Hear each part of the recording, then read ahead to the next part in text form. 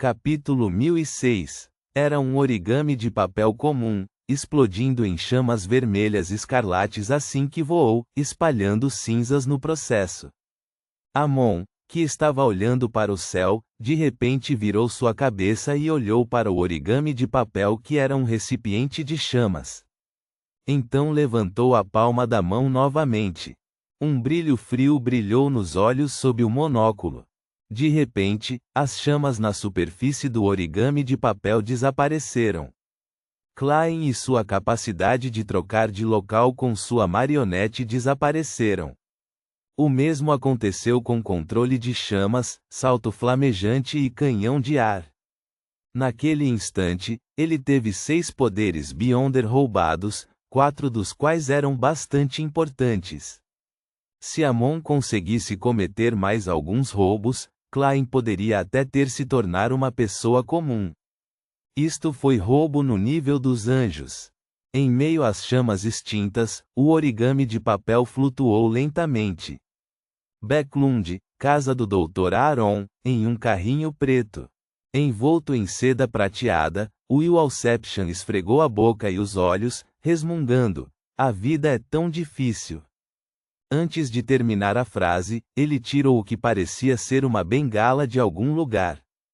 Era incrustada com gemas transparentes. A luz pura e brilhante acendeu-se, iluminando claramente o calendário da sala. Hoje era terça-feira.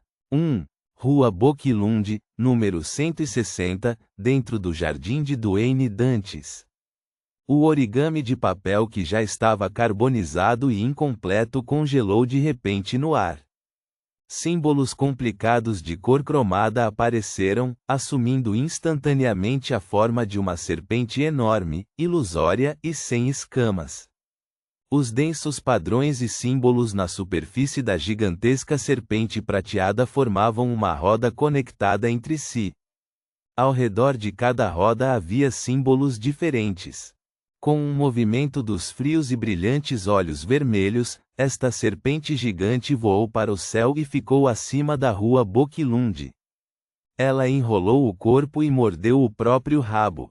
Sua sombra cobria toda a rua como uma roda misteriosa e ridícula. De repente, Matt, Rihanna e vários empregados na sala de atividades da rua Boquilund, número 39, retiraram o sorriso de seus rostos. Eles levantaram as mãos em uníssono, tirando o monóculo do rosto, permitindo que os monóculos se tornassem incorpóreos em suas mãos antes de se transformarem em raios de luz. Imediatamente depois disso, usaram os acessórios para os olhos mais uma vez e beliscaram as órbitas dos olhos, olhando vagarosamente pela janela ou retornando ao estado anterior. Hazel sentou-se no chão assistindo à cena. Enquanto ela balançava a cabeça, sentindo o mundo desmoronar ao seu redor, ela usou as mãos para segurar o corpo enquanto recuava rapidamente. O brilho frio nos olhos do vencedor Enune desapareceu.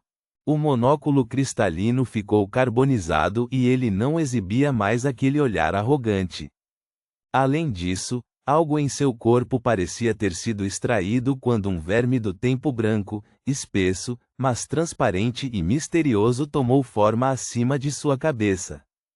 E em meio à ocultação, esse verme do tempo rapidamente se transformou em uma figura com cabelos pretos, olhos pretos, testa larga e rosto magro. Não foi o clima que se inverteu na rua Boquilund, porque Klein e Leonard não sofreram nenhum dos seus efeitos. Foi Amon tendo sua condição retornada no tempo alguns minutos antes. Serpente do destino. Reinício.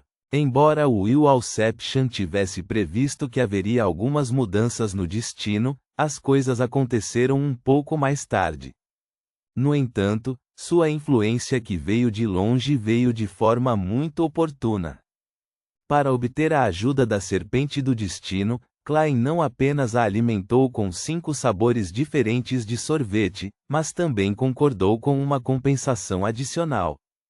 O resultado da negociação foi que Klein teve que pensar em meios para criar pelo menos 2 itens que pudessem permitir que o Will Alception recuperasse brevemente parte de sua força enquanto estava em seu estado enfraquecido. Quando Amon sofreu esse golpe inesperado, Klein não hesitou e desferiu sentença de morte. Ele engatilhou, empurrou suavemente o cilindro e apontou para o inimigo. Bang! Ele puxou o gatilho do sentença de morte de maneira firme e decisiva, disparando a bala de controle espiritual que havia preparado há muito tempo. Um raio negro de luz brilhou, atingindo a figura ilusória de Amon com o chapéu afiado e o clássico manto preto, o verme do tempo. Este era ainda mais espesso e claro do que todos os vermes do tempo que Klein já havia visto antes. A luz se espalhou quando a figura de Amon estremeceu no ar e congelou sem ser capaz de exibir qualquer expressão. E neste momento, Leonard, que já havia chegado, seguiu as instruções do velho. De pé na palavra do mar, ele flutuou no ar, abriu ligeiramente os braços e relaxou o corpo espiritual. Ambos os olhos verdes refletiram imediatamente um verme do tempo transparente, ligeiramente sombrio e com 12 anéis, em cada um deles. Esses 2 vermes do tempo tinham cabeças e caudas conectadas, formando um laço semelhante. À medida que o loop girava lentamente, eles projetaram uma enorme ilusão antiga e manchada atrás de Leonard. Essa ilusão parecia a superfície de um relógio de parede esculpido em pedra. Havia 12 segmentos. Cada segmento era branco acinzentado ou preto azulado. Eles estavam claramente demarcados um do outro e os símbolos eram todos diferentes. Com apenas um olhar, Klein teve a sensação de que a vida estava passando por ele. Gong, um sino que parecia viajar no tempo desde a história antiga, ressoou pelo espaçoso mundo secreto. Tudo diante de Klein pareceu desacelerar, incluindo a figura de Amon acima de Enune. Uma onda invisível e indescritível apareceu, varrendo a figura de Amon antes de arremessá-la em direção àquele enorme e ilusório relógio de parede esculpido em pedra. O que na verdade era um verme do tempo, o avatar de Amon com um monóculo, de repente estendeu a mão, apontando-a para German Sparrow. De repente, Klein viu a pele das costas da mão secar rapidamente à medida que enrugava, produzindo manchas envelhecidas não óbvias. A velocidade com que a figura ilusória de Amon estava sendo afastada diminuiu, mas o processo não pôde ser interrompido. Finalmente, ele se contraiu na forma de um verme anelado e foi jogado em direção ao antigo e ilusório relógio de parede esculpido em pedra atrás de Leonard. Gong! Outro sino soou quando a superfície do relógio branco acinzentado e preto azulado tinha um ponteiro manchado adicional. Este ponteiro girou rapidamente alguns segmentos, acelerando o som dos gongos. Dentro da rua Boquilund, número 39160, todos os tipos de brilhos resplandecentes de luz voaram, puxados e atraídos por aquele antigo e ilusório relógio de parede esculpido em pedra. Lei da convergência das características de Beyonder. Ele usou a conexão entre os avatares e seu nível superior para fortalecer a lei da convergência das características de Beyonder. Gong! Vários fluxos de luz de diferentes pontos de Backlund voaram. Depois que tudo se acalmou, a aparência atual de Klein apareceu em sua mente. Ele tinha mais cabelos brancos do que pretos. Sua testa, os cantos da boca e dos olhos estavam cobertos de rugas óbvias. Sua pele estava flácida com várias manchas envelhecidas. Ele parecia um senhor idoso, pronto para falecer a qualquer momento. Neste momento, o gongo do relógio soou novamente. O ponteiro branco acinzentado do antigo e ilusório relógio de parede esculpido em pedra começou a girar no sentido anti-horário. Tique, tec, tique, tec, Klein viu sua pele recuperar rapidamente o brilho enquanto as manchas desapareciam. Em apenas alguns segundos, ele recuperou sua aparência original. A vida parecia começar a fluir nele novamente. Os poderes no nível dos anjos são quase divinos. Eu só sofri algumas repercussões disso e quase morri de velhice. Eu me pergunto se posso reviver sob tais condições.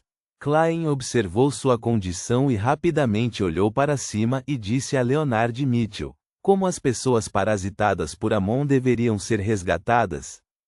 Neste momento, o antigo e ilusório relógio atrás de Leonard desapareceu rapidamente, transformando-se em raios de luz que perfuraram seu corpo.